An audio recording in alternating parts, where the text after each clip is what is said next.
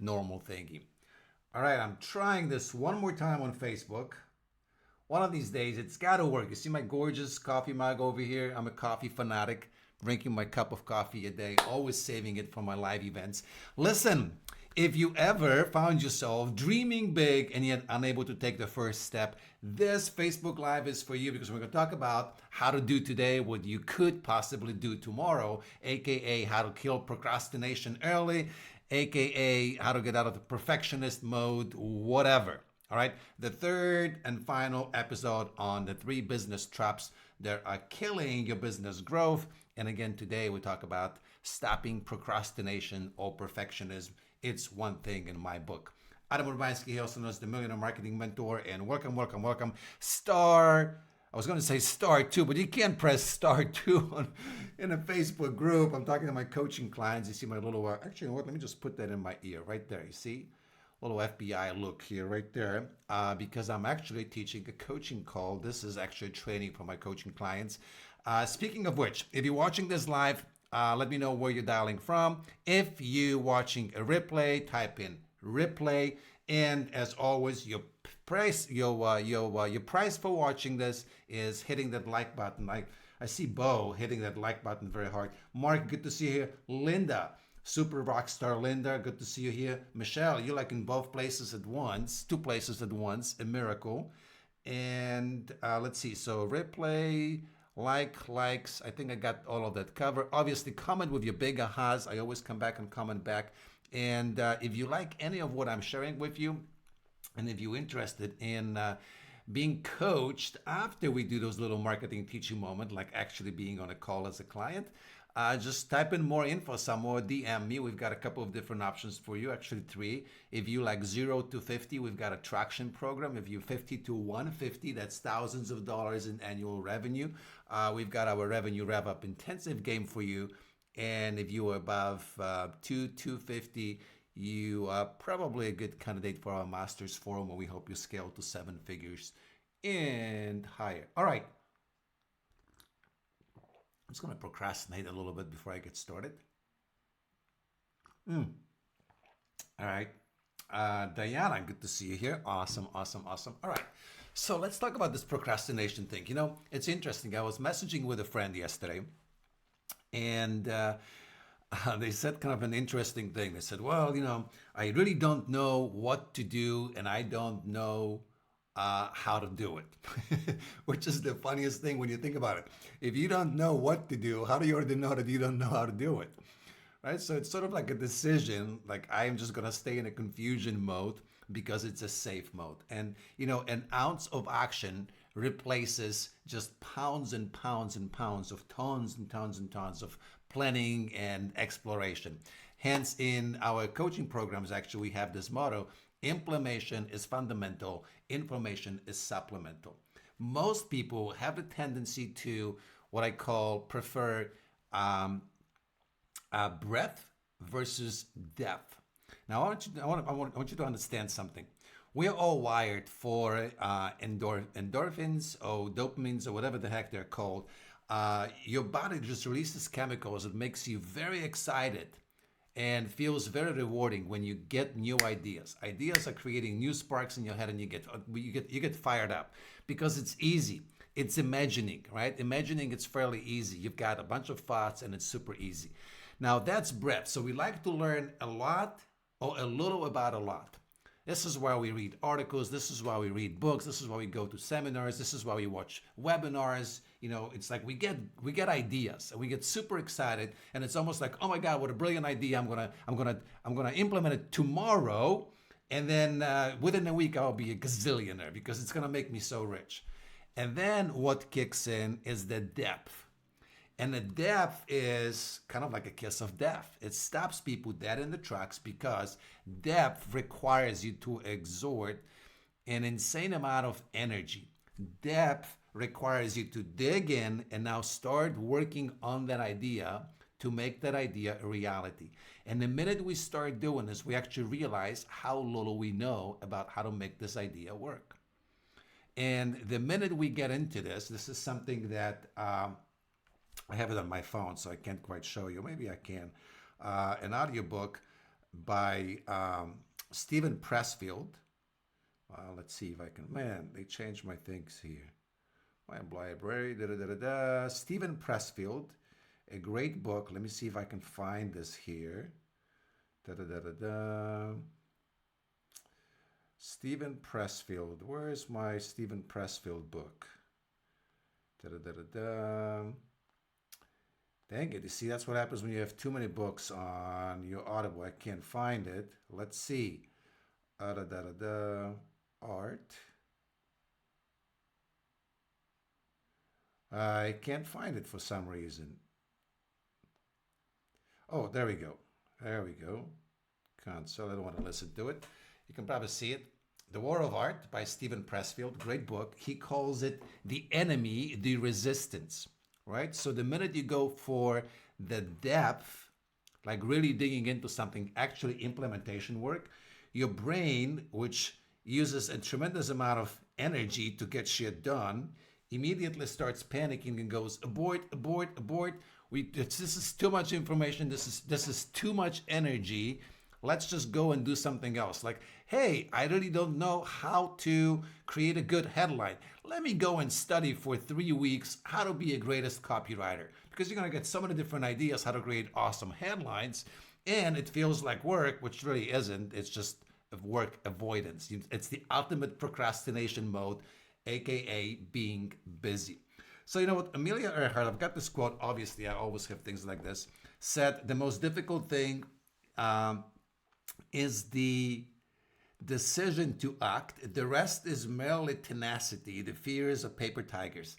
I don't quite agree with that, but I agree with fears being paper tigers, because I want you to think for a moment, how often do you find yourself in a situation where you avoid doing something like a difficult conversation or launching something or writing a message or creating an article or going on Facebook Live and teaching something, and you think, oh my God, some of the things can go wrong. I can forget what to say. I can look silly.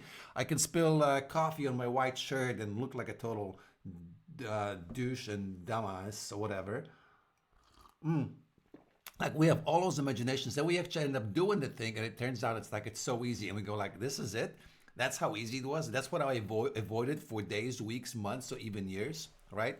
So look, in order to take action, I often talk about kind of a 3C, there's actually more than three, but usually I talk about this. Number one, clarity. You've got to know direction, where you want to go. Number two, you've got to have capability. You've got to know how to do the things that will get you there. And number three, you've got to have capacity to receive those things, which actually only happens when you have the courage to act. So all of those things, if you take the opposite, what's missing, this is why you will be procrastinating. So the first thing is direction, clarity. If your direction is unclear, it's hard to take action. If you don't know where you want to go, well, you don't know what to do to start with. Another thing is that often what happens is the task at hand is too big, meaning you don't even know how to bite into this. So the same, it comes down to confusion and clarity. You're just not sure what do you want to accomplish, what's the final outcome, and you're not sure how to get started because the first thing, the task at hand, is just too big for you to get going. Those are really the too big. When I talk to people, the reason they often procrastinate is like, this is what I'm finding stops them the most. One, they're not quite sure what they want to accomplish. They haven't, and you know what? Here's the thing. They are sure, they just haven't decided. So they say, I want to do this. And it's really not true. Until you decide, it's only kind of like, I'm trying, I'm thinking, instead of like, here's what I'm going after. That's a big difference.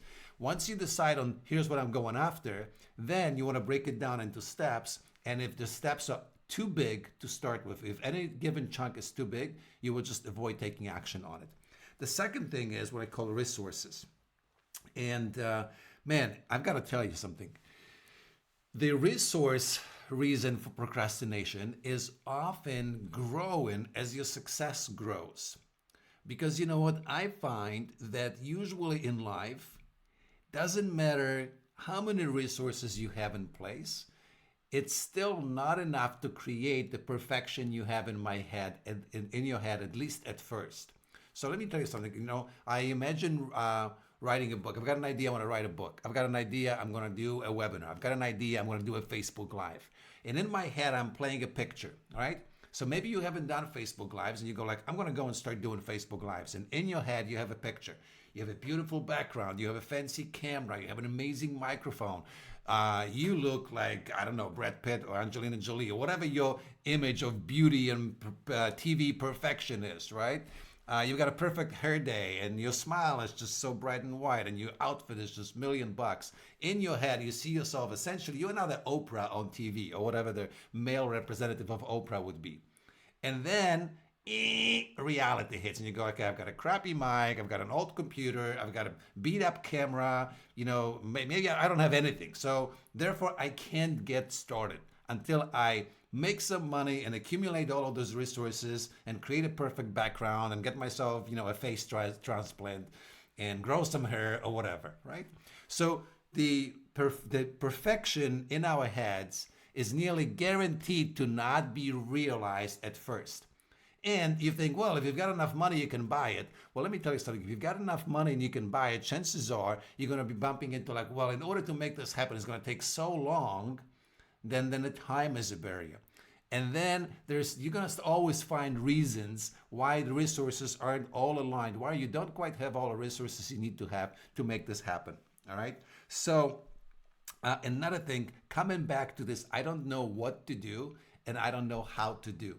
And I call it the principle of first step.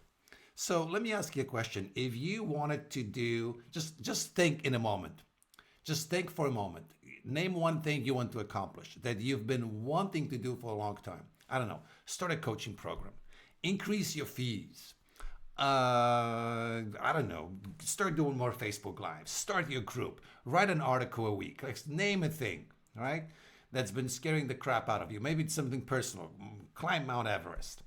And immediately in your head, you will likely go like, well, so now you know what you want to do. So that thing is taken care of. You know what you want to accomplish. Second thing is, you don't know how to do it. You don't know how to climb Mount Everest right now, maybe.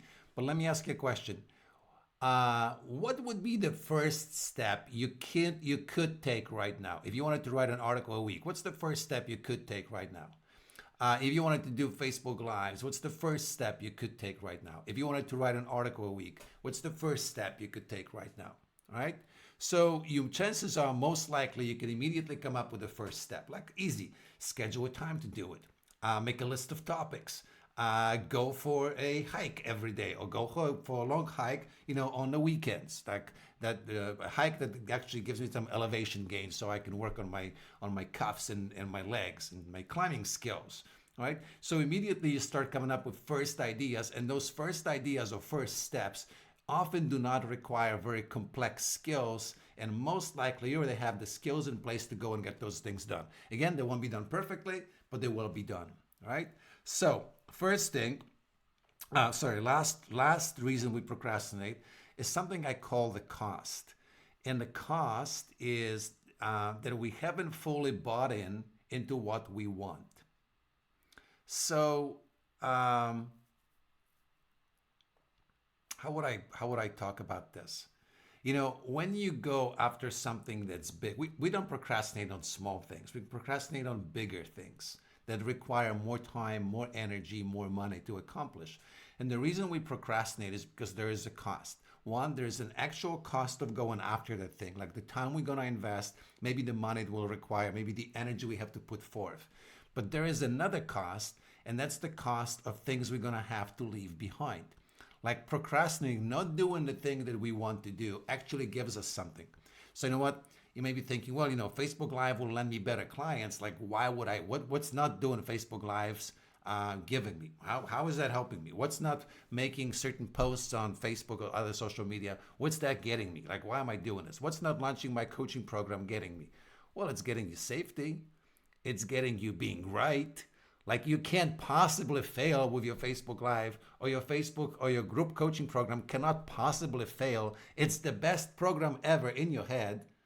Right? It hasn't failed. It cannot possibly fail until you put it out there and then no one signs up. And then it's like, oh shit, now I look like a dumbass. Now I have failed. Right? So it gives you safety. It gives you being right. Maybe there are things that you may have to leave some friendships behind. Maybe there are other significant relationships that you perceive that somehow you getting ahead or doing the things that scare the crap out of you right now, or that will get you somewhere where you want to be next, will create a what's the word, dissonance in an existing situation, right? So that's what will hold you back. And again, I could go on. This could be a weekend seminar about all the things we come up with.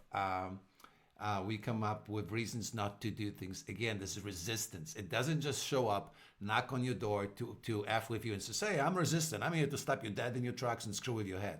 Instead, it gives you all the logical reasons. Like you are tired. You don't know how to do things. I'm confused.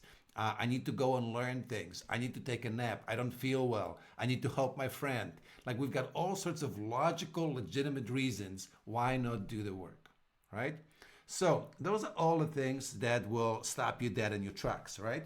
Let's talk about, I'm going to actually give you 10 quick, I'm going to list 10 quick things, how you can bypass this, how you can hack yourself out of procrastination. And by the way, you know what? My ways are kind of irrelevant.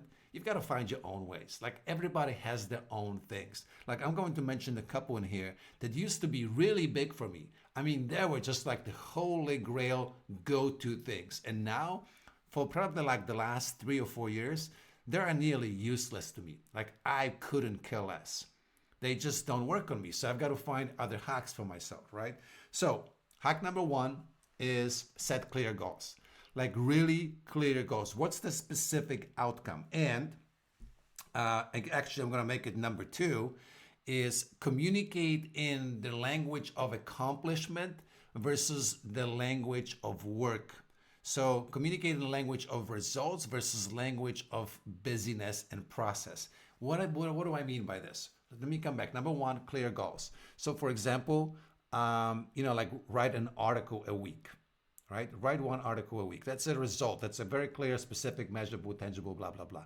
Now, what's the language of results versus the language of busyness? Well, I actually just use the language of result. Write one article a week, all right? Versus most people, they're like, what are you going to do today? I'll be writing articles. All right, what does it mean you'll be writing articles? Like, will you be just getting ideas? Will you be starting 7 articles and finishing none of them? What does it mean? So even like write one article a week, it's actually vague. It should be like write and publish one article by Wednesday each week. That's very specific. You can't go wrong, right? And now, what are you working on today? Today, I'm finishing one article. Today, I'll finish and publish on my blog, or finish and publish on social media, or finish and publish, or finish and submit to a publisher one article. I'm finishing and submitting.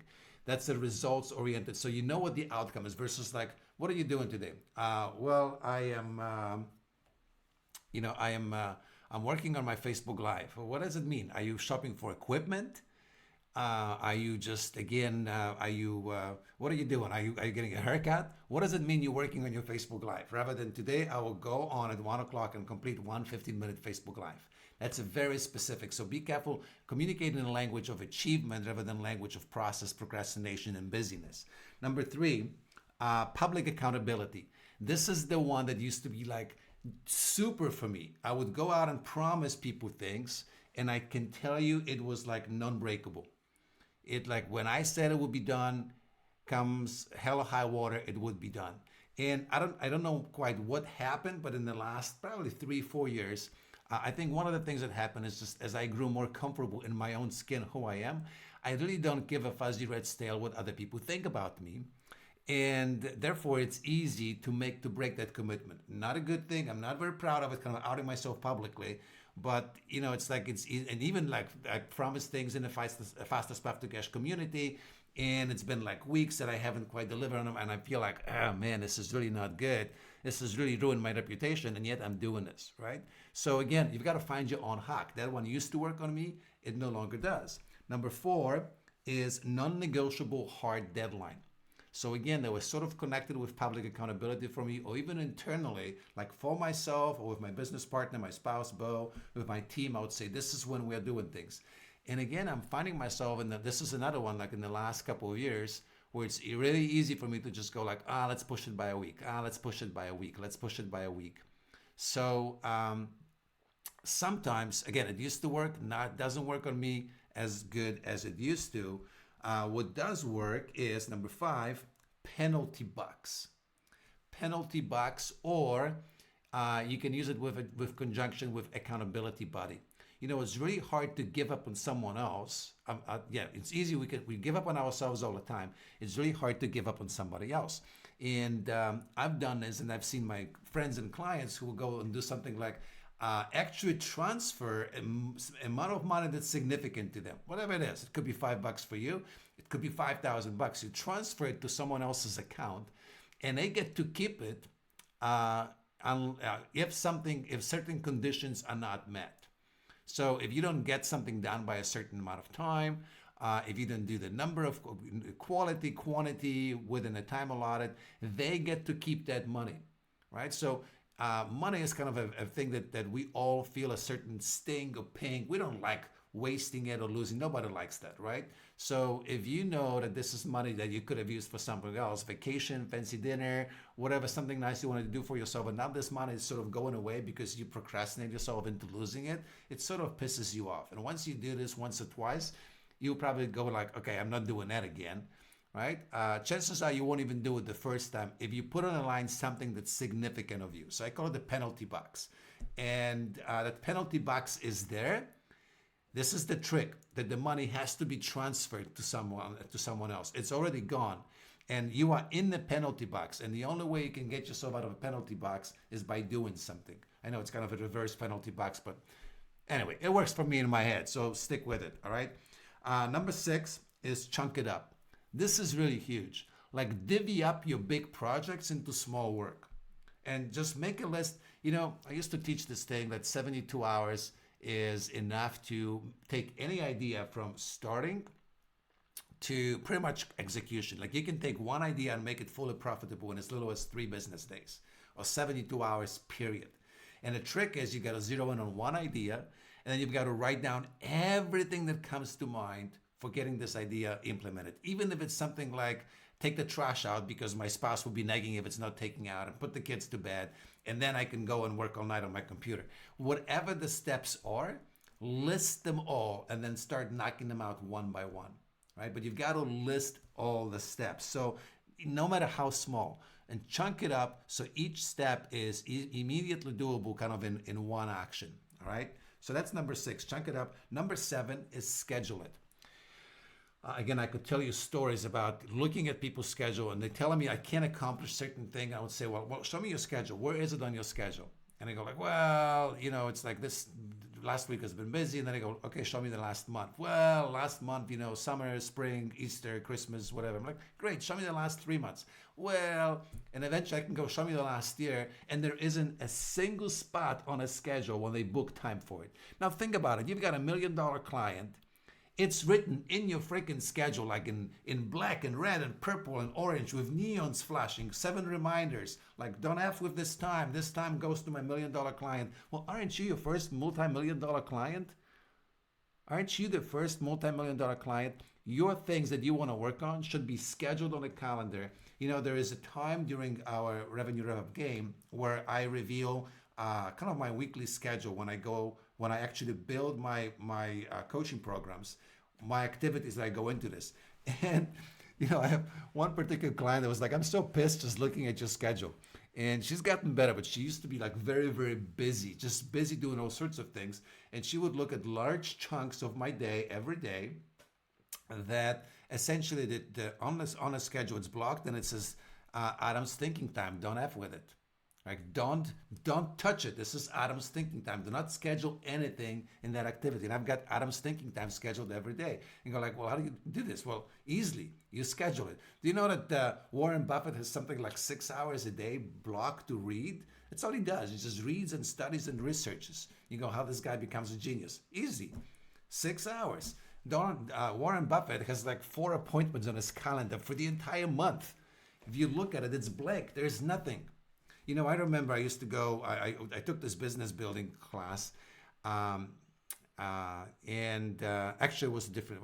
I was meeting with my mastermind partners, and I flew somewhere halfway across the country to do this. And we talk about scheduling, and I used to do like church calendar, like a month at a glance. And we would be comparing our things, and I would show them mine, and it's like it was blank. And they kind of go like, well, your schedule is kind of blank. I'm like, yeah, what's your point? You go, don't you have appointments? I'm like, no. The ones that I have are with me. Everything else, like, what do I have to meet people for all the time? What are you people doing? Like, meeting all the time. Even I meet with my team, and even that is like, do we really need to be doing this? Often feels like we're not using it as effectively as we could. Point being, schedule things that are important and block the time from everything else.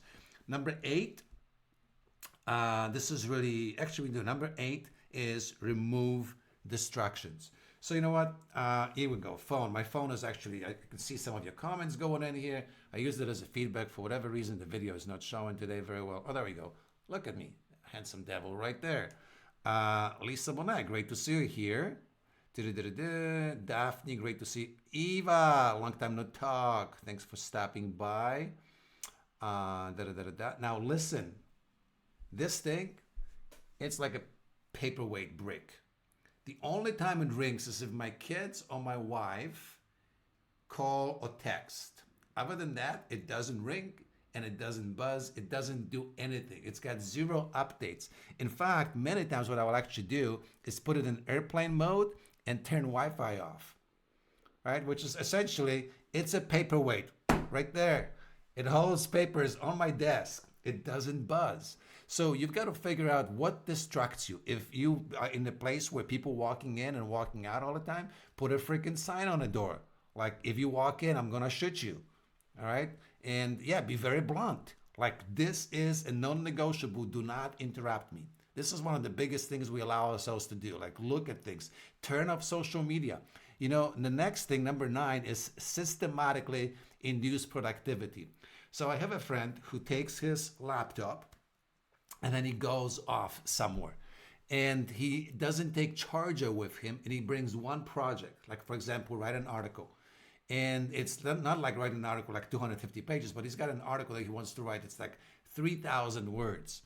And he knows that his computer has about 3 hours charge, or 2.5, or whatever it is. So he goes somewhere, computer is fully charged. He opens it up and he goes, I got to do this, because by the time this sucker dies, this project must be done. And there's just nothing. He just, on purpose, so this is systematic, creating systematic processes that force you into productivity, into getting stuff done. All right. Number 10 is the last one. So number 1 was setting goals, and I'm bring it full circle. Number 10 is knowing why you want to accomplish those goals. So this is going into, like, is the goal worthy of your time, effort, energy, attention, money? Why do you want to accomplish this? What will you get at the end of it? What are you willing to give up to get it? Because if your goal is unclear, and then your price for achieving the goal and the reward for achieving the goal, if those are unclear, can guarantee you, you're going to find out no amount of hackery is going to get you to unprocrastinate. There will always be tomorrow, right? There's always be free lunch tomorrow, all right? So last thing I'm going to leave you is a quote from supposedly John Wolfgang von Goethe. I don't know how to say it in English. Doesn't matter. What you can do or dream you can, begin it. Boldness has genius, power, and magic in it.